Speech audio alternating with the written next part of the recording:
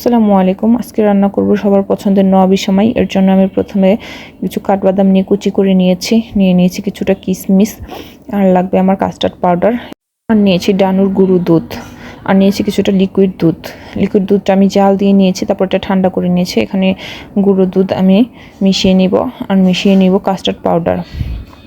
এখানে আমি 2 চামচ কাস্টার্ড পাউডারটা ব্যবহার করব। আপনারা যেমন ঘন খাবেন ঠিক তেমনটাই ব্যবহার করবেন।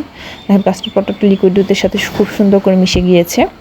এবার লাগবে আমার লাচ্ছা সেমাই।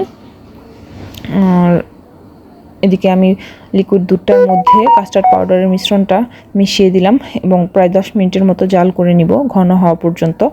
আর দিয়ে দিচ্ছি কিছুটা চিনি, যে যেরকম মিষ্টি খাবেন ঠিক ততটা মিষ্টি দিবেন। আর অন্যদিকে আমি আরেকটা প্যান বসিয়ে দিয়েছি। এখানে ফার্স্ট দিয়ে দিলাম কিছুটা ঘিয়ের মধ্যে আমি কাজু বাদাম ও কিশমিশটা সুন্দর করে ভেজে নিব। ভাজা হয়ে গেলে এটা উঠিয়ে এখানে আমি এই ঘিয়ের মধ্যে আবার দিয়ে দিলাম লাচ্ছা সেমাই দেওয়ার পর এখানে আমি গুঁড়ো দুধ আর চিনিটা দিয়ে একটু ভেজে নিব। কেউ চাইলে ফুড কালারও ইউজ করতে পারেন, বাট আমি কোনো ধরনের কালার ইউজ করিনি, একদম ন্যাচারাল কালার দিয়ে বানানোর চেষ্টা করেছি।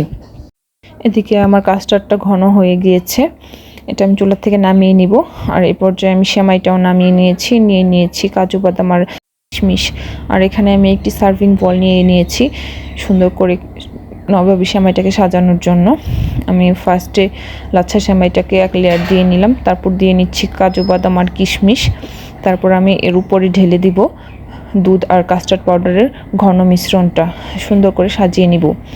দেন আবার একটু লাচ্ছা সেমাই দিব, তার উপরে কিশমিশ এবং কাজু বাদাম দিয়ে সাজিয়ে নিব। দেখুন আমার ফাইনাল লুক।